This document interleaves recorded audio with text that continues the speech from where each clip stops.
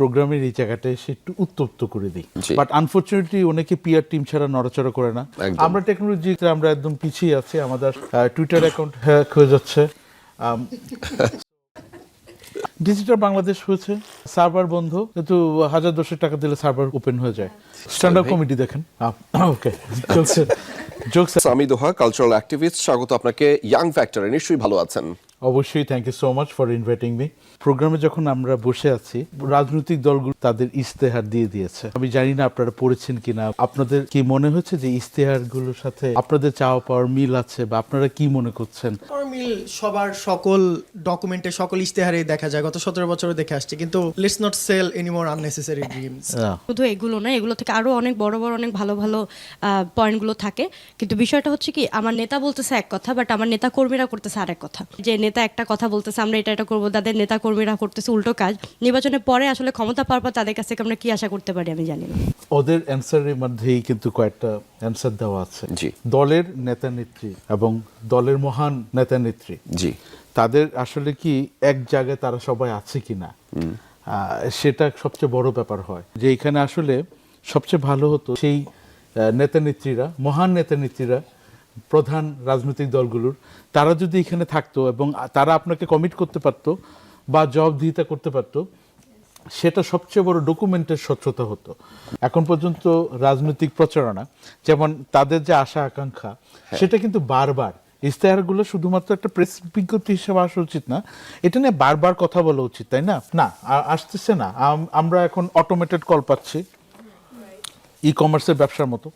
তারপরে আপনার নারীদেরকে কি কাজ করতে দেওয়া হবে বা কি করতে দেওয়া হবে, সেই দিকেই যেন ঘুরে ফিরে চলে যাচ্ছে।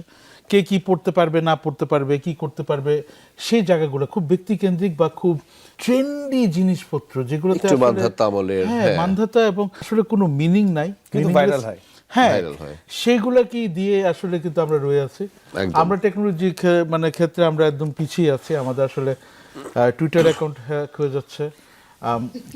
সো আমার মনে হয় নতুনত্ব থাকা উচিত, বাট আনফরচুনেটলি অনেকে পিআর টিম ছাড়া নড়াচড়া করে না বা প্রেসক্রিপশন ছাড়া নড়াচড়া করে না। আর তরুণদের ভয় পায় আপনার মনে হয়? মানে অবশ্যই অবশ্যই, কারণ they have brought the change history. আমাদের 71-এর স্বাধীনতা থেকে শুরু করে 90 এবং আমাদের যত 24, সেই সব বদলগুলো তো তরুণরা এনেছে।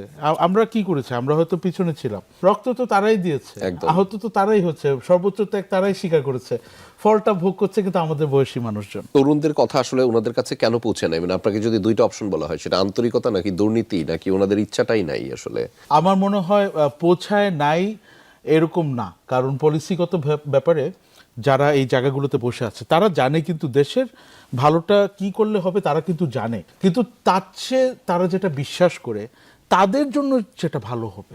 আমি এখনো বিশ্বাস করতে পারি নাই যে রাজনৈতিক দলগুলো আসতে যাচ্ছে।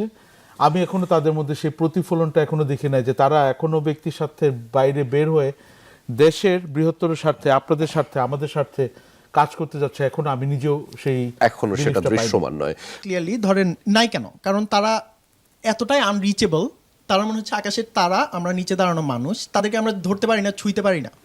এই ডিস্টেন্সটা আমরা কিভাবে কমাবো?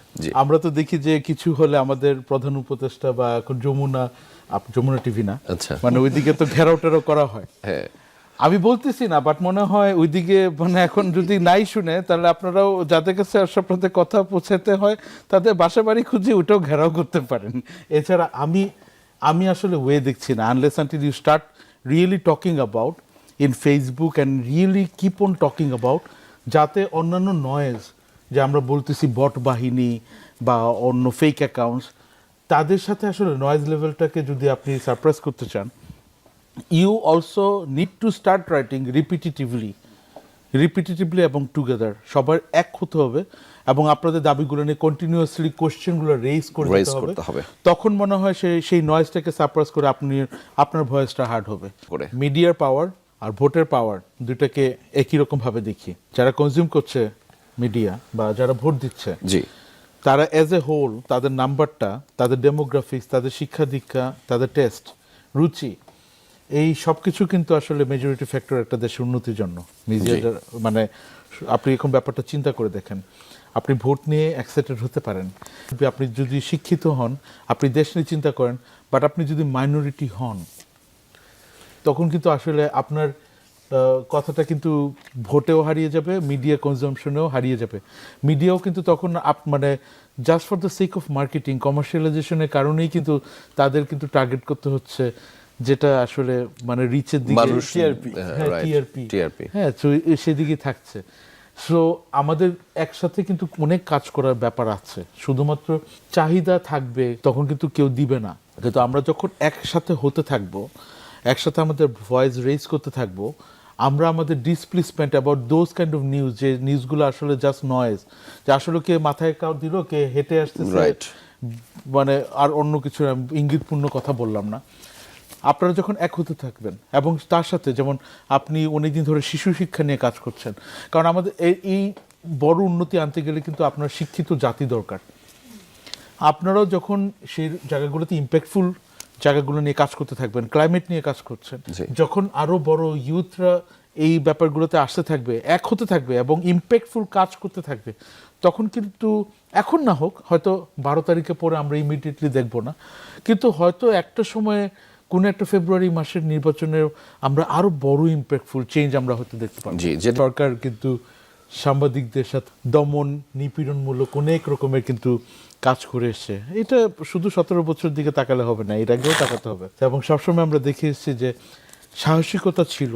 সো এই সংবাদগুলো কিন্তু আসে, এমন যে না, এই যে আপনার কাছে নয়েজ, অন্যান্য যেগুলোতে আপনার হলুদ সাংবাদিকতা বা ওই যে অন্যান্য যে ক্লিক বেইট সাংবাদিকতার আড়ালে আপনার হয়তো চোখে পড়েনি, কারণ এখন তো অ্যালগোরিদম, ফেসবুক অ্যালগোরিদম অনেক কিছু পিক করে, মানুষও কি শেয়ার দিচ্ছে সেগুলোও কিন্তু আপনার চোখের সামনে আসবে কিনা, এটা অনেক কিছু আপনার পার্সোনালাইজেশনের উপর ডিপেন্ড করে। সো আমরা যখন এই চর্চাগুলো চালাতে থাকবো, যে এই নিউজগুলোও আসার জায়গা, আমরা যখন সাংবাদিকদের উপর যদি কোনো দমন নিপীড়নমূলক কোনো আচরণ হয়, আমরাও সেগুলো নিয়ে কথা বলতে সাহস থাকবে, তখন কিন্তু একই সাথে কাজটা করবে। আমরা শুধুমাত্র সাংবাদিকদের উপর ছেড়ে দিব যে তারা যখন সরকার কোনো ভুল করলে বা কোনো ওয়াদা পূরণ না করতে পারলে নিউজ করবে, তখন আমি এটা দেখব না। আমাদের কিন্তু একই সাথে সবাই সব ইন্ডাস্ট্রি একসাথে কাজ করতে হবে, পোহাতে হয়। লাল ফিতার দৌরাত্মের কথা আপনারা সবাই জানেন, কাগজপত্র এবং দুর্নীতি রন্ধ্রে রন্ধ্রে।